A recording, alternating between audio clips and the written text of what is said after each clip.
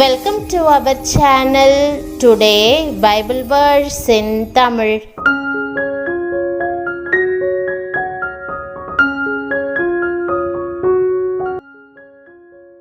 இன்றைய வசனம் சங்கீதம் 19, 12 மற்றும் 13. கிறிஸ்துவுக்குள் பிரியமானவர்களே, நம்முடைய ஆண்டவரும் இரட்சகருமான இயேசு கிறிஸ்துவின் வல்லமையுள்ள நாமத்தில் உங்களை வாழ்த்துகிறேன். இன்று தன் பிழைகளை உணர்கிறவன் யார்? மறைவான குற்றங்களுக்கு என்னை நீங்களாக்கும், துணிகரமான பாவங்களுக்கு உமது அடியேனை விலக்கிக்காரும். அவைகள் என்னை ஆண்டு கொள்ள ஒட்டாதிரும். அப்பொழுது நான் உத்தமனாகி பெரும் பாதகத்துக்கு நீங்களாயிருப்பேன் என்ற வசனத்தை நாம் தியானிப்போம். தன் பரிசுத்தத்தை பாதுகாத்து கொள்ளும்படி தாவீது செய்த உருக்கமான ஜெபம் இது. கரை திரையற்ற வாழ்க்கை வாழும்படி ஆவியோடும் கருத்தோடும் விண்ணப்பித்த விண்ணப்பம் இது.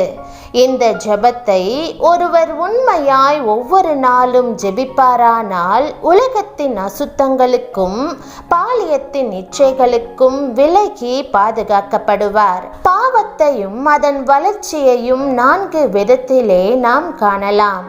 முதலாவது, பிழைகள் அல்லது தவறுகள், தெரிந்தோ தெரியாமலோ வந்துவிட்ட குற்றங்கள். உங்கள் ஆவிக்குரிய திராட்சை தோட்டத்தை பாழாக்குகிற குழிநரிகள் சிறு நரிகளை பிடியுங்கள். முழு ஆத்துமாவையும் புளிக்கச் செய்யும் புளித்த மாவை புறம்பே தள்ளுங்கள்.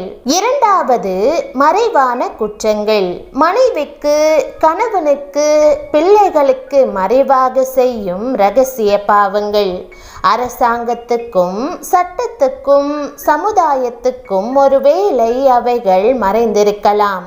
ஆனால் அந்தரங்கத்தை ஊடுருவி பார்க்கக்கூடிய கர்த்தருக்கு மறைவானது ஒன்றுமில்லை. சகலமும் அவருடைய கண்களுக்கு முன்பாக நிர்வாணமாயும் வெளியரங்கமாயும் இருக்கிறது. மூன்றாவதாக, துணிகரமான பாவம். இச்சையின் ஆவியினாலும் விபச்சார ஆவியினாலும் அடிமையாக்கப்பட்டு எதை குறித்தும் கவலைப்படாமல் துணிகரமாய் போய் செய்யும் பாவங்களாகும். பாவத்துக்கு தன்னை விற்று போடுதலாகும். மனசாட்சியை மழுக்கிக் கொள்ளுதலாகும். நான்காவதாக, பெரும் பாதகங்கள். புறஜாதியாரிடமும் கூட கேள்விப்பட முடியாத கொலை, கொள்ளை, கற்பழிப்பு போன்றவைகள் ஆகும். இவை ஒரு மனிதனை நேரடியாக பாதாளத்துக்கும் அக்கினி கடலுக்கும் கொண்டு செல்லுகின்றன. சிந்தனைகளிலும் நினைவுகளிலும் எண்ணங்களிலும் மனதிலும் வருகிற பாவங்களுண்டு. மாம்சத்தின்படி சரீரத்தால் செய்கிற பாவங்களுண்டு. வாயின் வார்த்தைகளால் வருகிற பாவங்களும் உண்டு. பிரியமானவர்களே, எல்லா காவலோடும் உங்கள் இருதயத்தை காத்து கொள்ளுங்கள். வந்த பின் காப்பதை விட வருமுன் காப்பது நல்லது. இந்த ஜெபம் நோய் வருவதற்கு முன்பாக போட்டுக்கொள்ளக்கூடிய தடுப்பு ஊசியை போன்றது. அறியாமையின் பாவங்களை குறித்தும் துணிகரமான பாவங்களை குறித்தும் உள்ள கர்த்தருடைய பிரமாணத்தை என்னாகமம் 15ஆம் அதிகாரத்தில் வாசிக்கிறோம். ஒருவன் அறியாமையினால் பாவம் செய்வானானால் அவன் அதற்காக பாவ நிவாரண பலி செலுத்தும் போது அது அவனுக்கு மன்னிக்கப்படும். ஆனால் துணிகரமாய் பாவம் செய்தால் கர்த்தரை அவன் நிந்திக்கிறான்.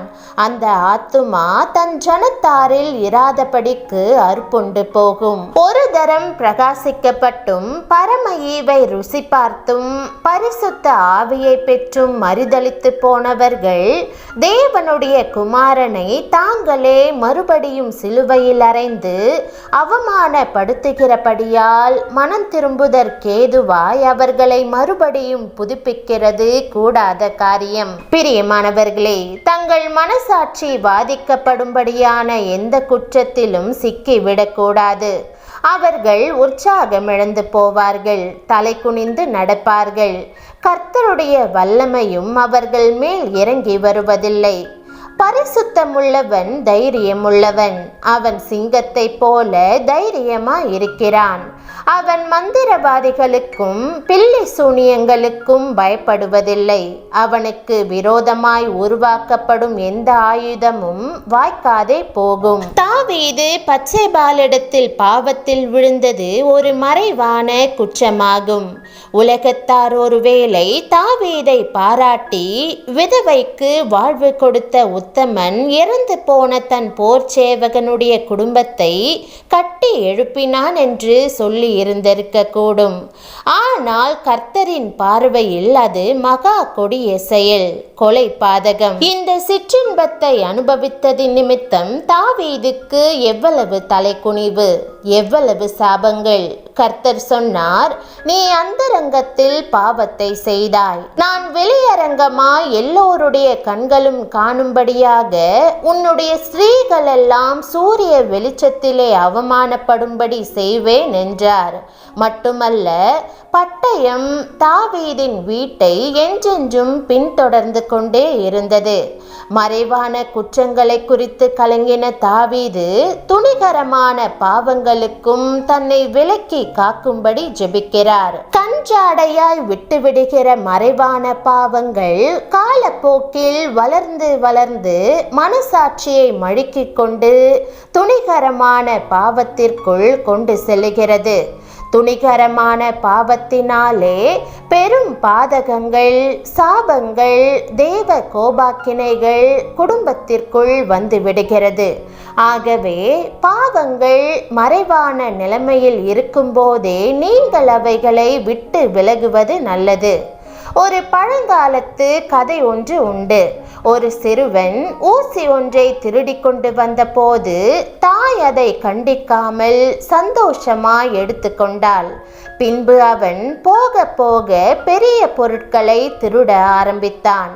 முடிவிலே ஆட்டை திருடும்போது அவன் பிடிபட்டான். அவனை விசாரித்த கிராம மக்கள் அவனுக்கு 100 அடியும் அவனுடைய தாயாருக்கு 50 அடியும் கொடுக்க வேண்டும் என்று தீர்மானித்தார்கள். அந்த சிறுவன் கண்ணீரோடு தாயை பார்த்து, அம்மா, நான் ஊசியை திருடி கொண்டு வரும்போதே நீங்கள் என்னை கண்டித்திருந்தால் இப்படி நான் 100 அடிகள் வாங்க வேண்டிய அவசியம் இருந்திருக்காதே என்றான். பிரியமானவர்களே, உங்களுக்குள் இருக்கிற மறைவான குற்றங்களை கர்த்தருடைய வெளிச்சத்தில் கண்டுபிடிப்பீர்களாக. யாருக்கும் தெரியாத நேரத்தில் நீங்கள் நடந்து கொள்ளுகிற விதங்கள், யாருக்கும் தெரியாத தகாத சிநேகங்கள், தகாத உறவுகள், தகாத பார்வைகள், தகாத கடிதங்கள், அவைகளை இப்பொழுதே நீங்கள் தடுத்து நிறுத்தாவிட்டால் பிறகு அது உங்களை வேதனைக்குள் வழி நடத்திவிடக்கூடும். கப்பலின் பெரும்பகுதி தண்ணீரின் அடியில் இருக்கிறது. சில வகை சிப்பிகள் அந்த கப்பலின் அடிபாகத்திலே வந்து ஒட்டிக்கொள்ளும். அதைத் தொடர்ந்து பல சிப்பிகள் வந்து அதிலே இணையும். அதை அவ்வப்போது அகற்றி கப்பலின் அடிபாகத்தை சுத்தம் செய்யாவிட்டால் முடிவில் கப்பல் நகர முடியாதபடி அது தடுத்துவிடக்கூடும். ஆகவேதான் தாவீது மறைவான குற்றங்களுக்கு என்னை நீங்களாக்கும் என்று சொல்லி ஜெபிக்கிறார். பிரியமானவர்களே, கொசுக்களும் மலேரியா காய்ச்சலும் எங்கே வருகிறது தெரியுமா? சகதி நிறைந்த இடத்திலும் இருண்ட பள்ளத்தாக்குகளிலும் உண்டாகிறது. சிறு கொசுதானே என்று அலட்சியம் செய்தால் அந்த கொசு கடித்து மலேரியா வியாதியும் யானைக்கால் வியாதியும் மனுஷனை பிடித்து கொள்ளுகிறது. நீங்கள் ஒருபோதும் சதுப்புள்ள இடத்தில் வாழ நினைக்காதேயுங்கள். மலை உச்சிக்கு சென்று விடுங்கள். மோசேயை போல தேவனுடைய பிரசன்னத்திலே சீனாய் மலையிலே கர்த்தரோடு உறவாடி கொண்டிருப்பீர்கள் என்றால் கொசுக்களை போன்ற மறைவான குற்றங்கள் உங்களை அணுகாது. மறைவான குற்றங்கள் உலகத்தார் காணாமல் இருக்கலாம், ஆனால் கர்த்தருடைய பார்வைக்கு மறைவானது ஒன்றுமில்லை. அவ்வப்போது சங்கீதம் 51ஐயும் ஏசாயா 53ஐயும் வாசித்து உங்கள் வாழ்க்கையை காத்து கொள்ளுங்கள். ஜெபம். அன்பின் ஆண்டவரே, உமக்கு முன்பாக ஒன்றையும் மறைக்க முடியாது. என் உள்ளத்தை நீர் அறிந்திருக்கிறீர். உமக்கு முன்பாக என்னை முற்றிலுமாய் அர்ப்பணிக்கிறேன். என் பாவங்களை மன்னித்து தூய்மையாக்கி இன்று முதல் உம் விருப்பப்படி வழி நடத்தும். என்னுடைய பாவங்களை எல்லாம் சிலுவையிலே நீர் சுமந்து தீர்க்க உம்மையே அர்ப்பணித்தபடியால் இன்று முழு மனதோடு உம்மை ஸ்தோத்தரிக்கிறேன்.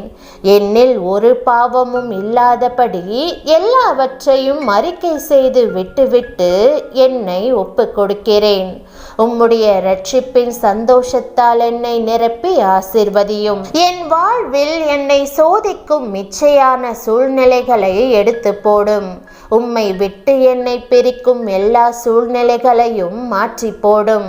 என்னுடைய சொல், செயல், நினைவு அனைத்தும் உமக்கு பிரியமானதாக இருக்க கிருபை புரியும். இப்பொழுதும் உமது சமூகத்தில் என்னை தாழ்த்துகிறேன். என் பாவங்களை எனக்கு மன்னித்து என்னை இரட்சித்தருளும். நான் ஒரு நல்ல வாழ்க்கையை வாழ விரும்புகிறேன். இயேசுவே, நீர் ஒருவரே என்னை இரட்சிக்க வந்த தேவன். என் வாழ்வில் காணப்படுகிற பாவத்தின் பிடியிலிருந்தும் அடிமைத்தனத்திலிருந்தும் விடுவித்தருளும். உமது பரிசுத்த இரத்தத்தால் என்னை பரிசுத்தப்படுத்தி என்னை கிறிஸ்துவுக்குள் புது மனிதனாக மாற்றும். உமது ஜீவ ஒளி என் வாழ்வில் பிரகாசிக்கட்டும். உமது மகிமைக்காக என்னை பயன்படுத்தும். இயேசுவின் நாமத்தில் ஜெபிக்கிறேன் நல்ல பிதாவே, ஆமேன். தேவனுடைய நாமம் மகிமைப்படுவதாக. ஆமேன்.